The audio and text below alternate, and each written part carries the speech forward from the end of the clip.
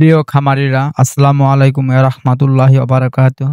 আজকের ভিডিওটি অত্যন্ত গুরুত্বপূর্ণ, কারণ আজকের ভিডিওতে আমরা জানবো গর্ভবতী বা প্রেগনেন্ট গরুর সঠিক যত্ন ও পরিচর্যা বিষয়ে।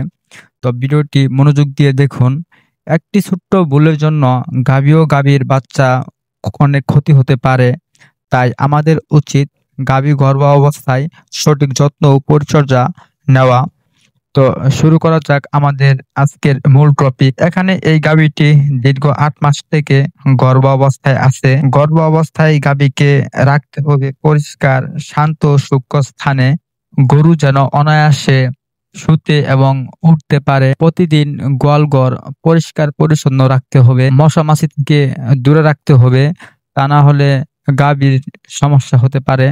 অতিরিক্ত চলাফেরা ও ধাক্কাধাক্কি থেকে বিরত রাখুন। যেন অতিরিক্ত ধাক্কাধাক্কি কিংবা অতিরিক্ত চলাফেরা এগুলো করা যাবে না। এগুলো করলে গাভীর বাচ্চার সমস্যা হতে পারে।